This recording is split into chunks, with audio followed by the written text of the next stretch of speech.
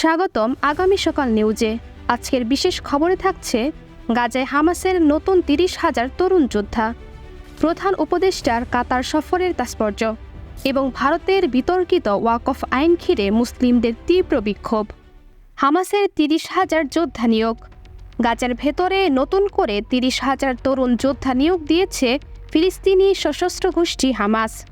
Israeli সংবাদ মাধ্যম Times of Israel বলছে, সৌদি আরবের গণমাধ্যম আল আরাবিয়ার বরাতে এ তথ্য নিশ্চিত হওয়া গেছে। এই যোদ্ধারা হামাসের সামরিক শাখা ইজ আদ-দিন আল কাসেম ব্রিগেডের অধীনে প্রশিক্ষণ পেয়েছে, তবে তাদের প্রশিক্ষণ সীমিত। শহরে যুদ্ধ, রকেট হামলা এবং বিস্ফোরক স্থাপনের মতো কিছু নির্দিষ্ট কাজেই তারা দক্ষ। যদিও এই যোদ্ধাদের নিয়োগের নির্দিষ্ট সময় জানা যায়নি, তবে ধারণা করা হচ্ছে ২০২৩ সালের ৭ অক্টোবর শুরু হওয়া ইসরায়েল হামাস যুদ্ধের পরই তাদের যুক্ত করা হয়েছে। গাজায় এখনও পুরোপুরি নিয়ন্ত্রণ নিতে পারেনি ইসরায়েলি বাহিনী, যদিও সীমান্তবর্তী বহু এলাকা বর্তমানে তাদের দখলে। প্রধান উপদেষ্টার কাতার সফর।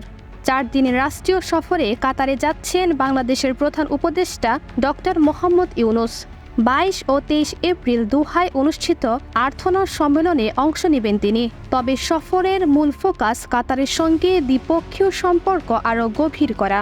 আলোচনার প্রধান বিষয়গুলোর মধ্যে থাকছে বাংলাদেশে এলএনজি সরবরাহ, রোহিঙ্গা পুনর্বাসন, নতুন কর্মসংস্থান এবং গাজা পরিস্থিতি।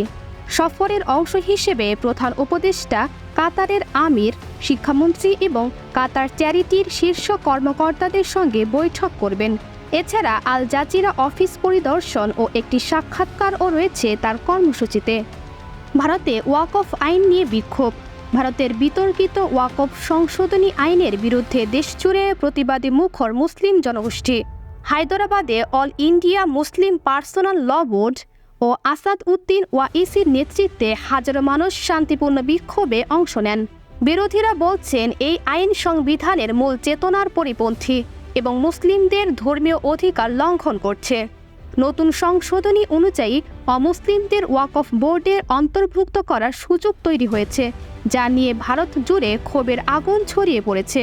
এই ইস্যুতে পশ্চিমবঙ্গে সংঘর্ষে প্রাণ হারিয়েছেন অন্তত ৩ জন। সরকার আপাতত সুপ্রিম কোর্টের নির্দেশে আইনের প্রয়োগ স্থগিত রেখেছে, তবে প্রতিবাদ চলছে। এই ছিল আজকের বিশেষ প্রতিবেদন। নতুন খবর পেতে চ্যানেলটি সাবস্ক্রাইব করুন।